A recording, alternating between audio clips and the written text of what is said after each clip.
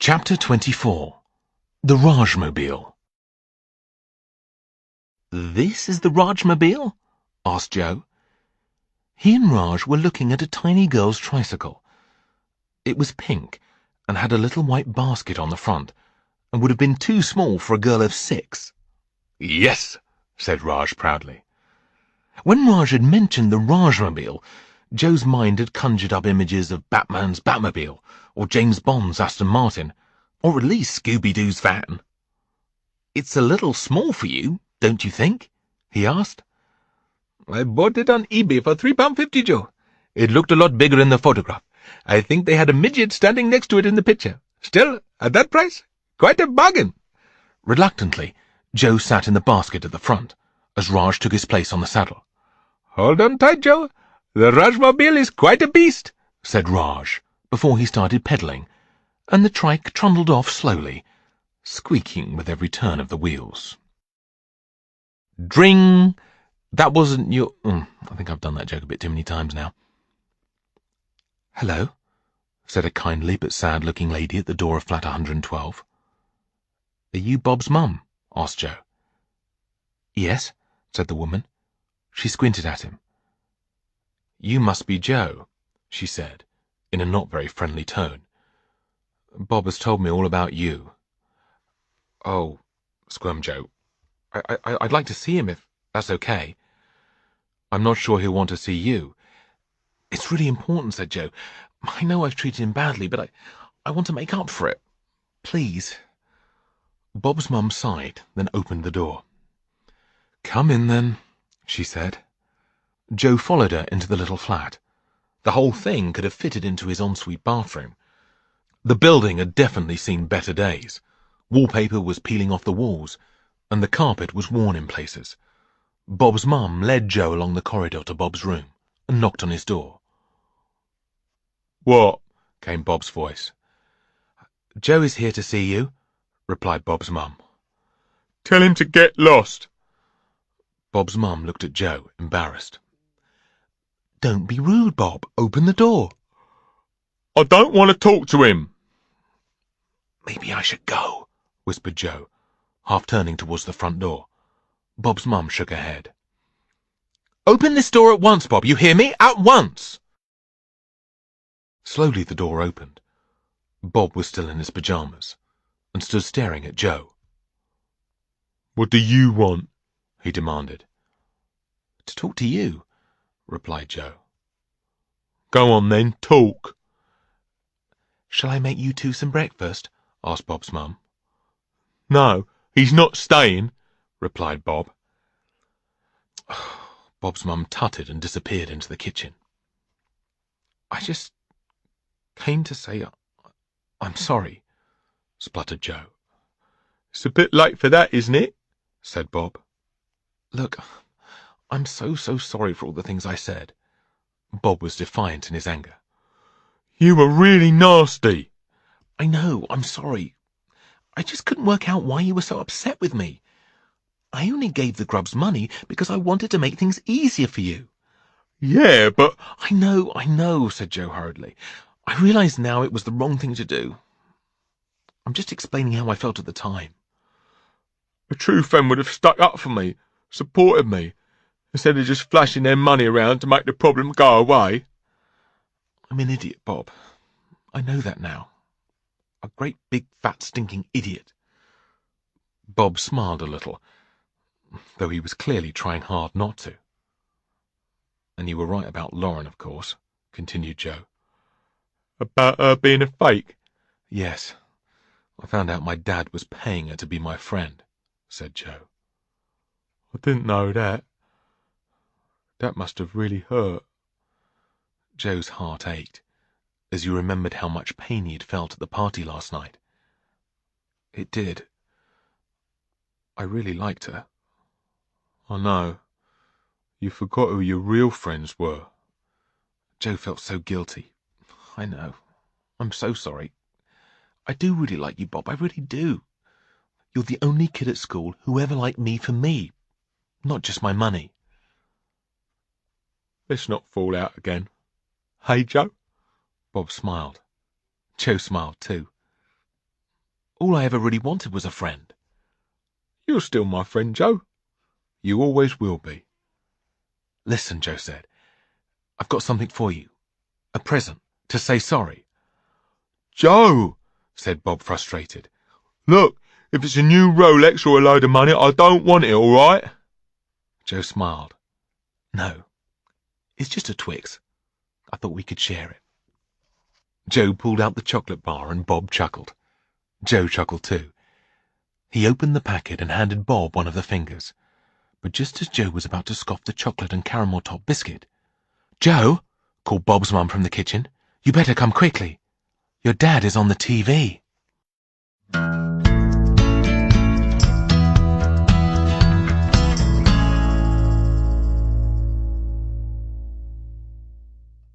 Chapter 25. Broken. Broken.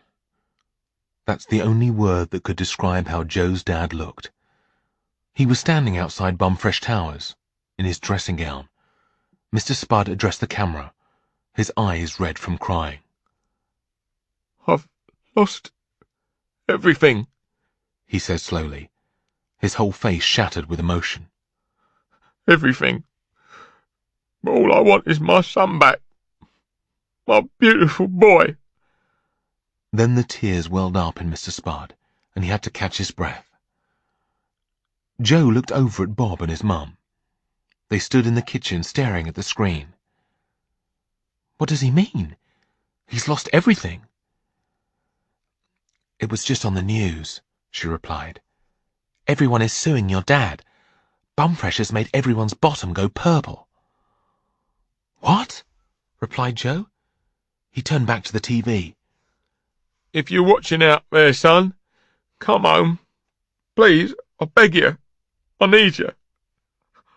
I miss you so much." Joe reached out and touched the screen. He could feel tears welling in the corners of his eyes. A little hiss of static danced on his fingertips. "You'd better go to him," said Bob. "Yeah," said Joe, too shocked to move. "If you and your dad need anywhere to stay, you're both welcome here," said Bob's mum. "Yeah, of course," chimed in Bob. "Thanks so much.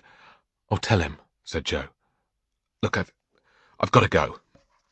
"Yeah," said Bob. He opened his arms and gave Joe a hug. Joe couldn't remember the last time anyone had hugged him. It was the one thing money couldn't buy. Bob was a brilliant hugger too. He was all squidgy. "I'll see you later, I suppose," said Joe. "I'll make a shepherd's pie," said Bob's mum with a smile. "My dad loves shepherd's pie," replied Joe. "I remember," said Bob's mum.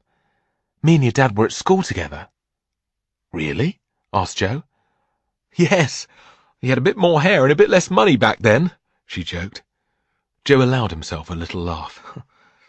"Thank you so much." The lift was out of order, so Joe raced down the stairs, bouncing off the walls as he did so. He ran out into the car park where Raj was waiting. "Bumfresh Towers, Raj, and step on it." Raj pedalled hard, and the trike trundled off down the street. They passed a rival newsagent shop, and Joe clocked the headlines on the papers in racks outside. Dad was on every front page. "Bumfresh scandal," said the Times. "Billionaire Spud facing ruin," ran the Telegraph. "Bumfresh is harmful to bottoms," exclaimed the Express. "Is your bottom purple?" inquired the Guardian. "Bumfresh purple bottom nightmare," screamed the Mirror. "Queen has baboon's bum," claimed the Mail. "Bum horror," yelled the Daily Star. "Push Spice changed his hairstyle," announced the Sun. Well, nearly every front page. "You were right, Raj," said Joe, as they sped up the high street. "About what in particular?" replied the newsagent, as he mopped the sweat from his brow. "About Bumfresh. It has made everyone's bottom go purple." "I told you so. Did you inspect yours?" So much had happened since Joe had left Raj's shop yesterday afternoon, he had completely forgotten. "No." "Well?" prompted the newsagent. "Pull over." "What?" "I said pull over." Raj swerved the Rajmobile onto the verge. Joe leapt off,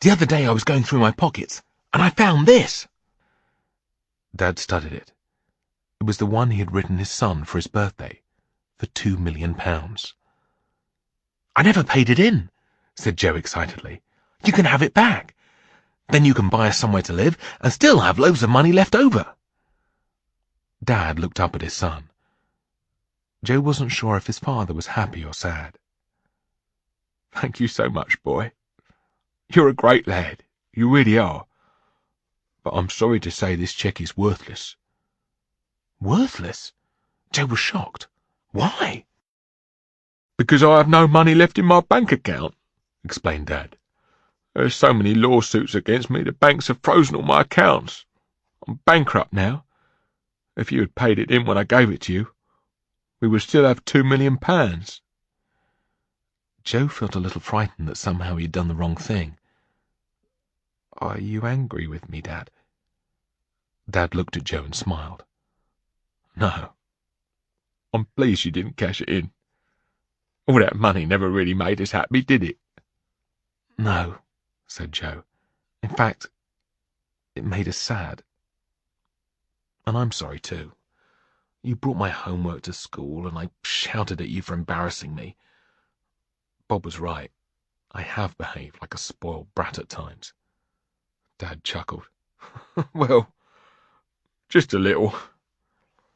Joe bum-jumped along closer to his dad. He needed a hug. At that moment, 2 burly bailiffs entered the room. "We've got to take the mattress," announced one. The Spuds offered no resistance, and stood up to let the men carry the last item out of the room. Dad leaned over and whispered into his son's ear. "If there's anything you want to grab from your room, boy, I'd do it now." "I don't need anything, Dad," replied Joe. "There must be something. Designer shades, a gold watch, your iPod." They watched as the 2 men carried the mattress out of Mr. Spud's bedroom. It was now completely bare. Joe thought for a moment. "There is something," he said. He disappeared out of the room. Mr. Spud moved over to the window. He watched helpless as the leather-jacketed men carried out everything he owned. Silver cutlery, crystal vases, antique furniture, everything, and loaded it into the trucks. In a few moments, Joe reappeared. "Did you manage to grab anything?" asked Dad eagerly. "Just one thing." Joe opened his hand and showed his dad the sad little loo-roll rocket. "But why?" said Dad. He couldn't believe his son had kept the old thing, let alone chosen it as the one thing he wanted to save from the house. "It's the best thing you ever gave me," said Joe. Dad's eyes clouded over with tears. "But it's just a loo-roll with a bit of another loo-roll stuck to it," he spluttered.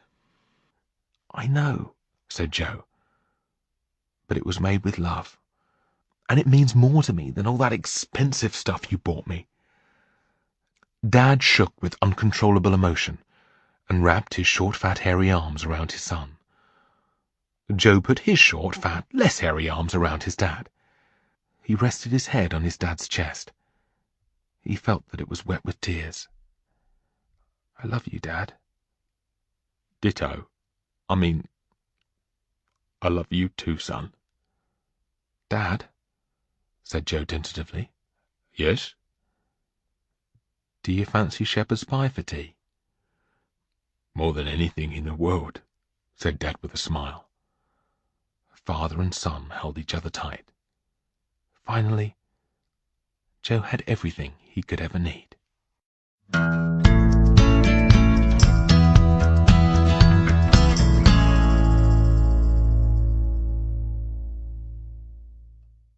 Postscript.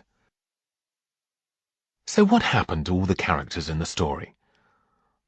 Mr. Spud liked Bob's mum shepherd's pie so much that he married her, and now they have it every night for their tea.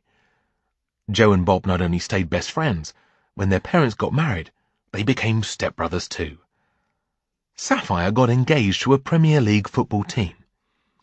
Raj and Mr. Spud began working on a number of ideas together that they hoped would make them zillionaires. The 5-fingered Kit Kat, the queen-size Mars bar in between king and normal size, Vindaloo-flavoured Polo Mints. At this time, none of these ideas have made them a penny.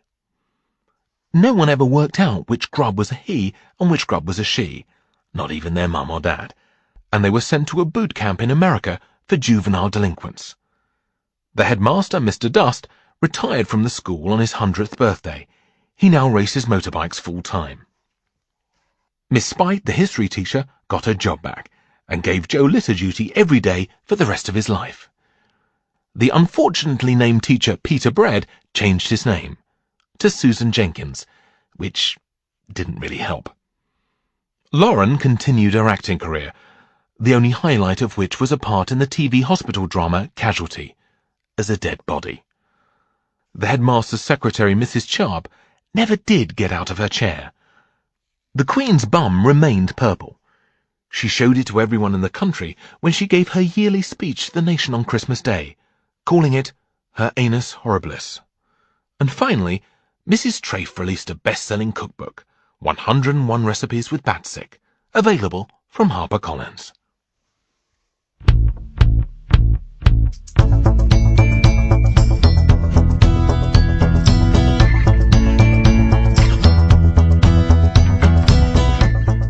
That was Billionaire Boy, written and read by David Walliams. The music was by Mark Morris. Produced by ID Audio for Harper Audio.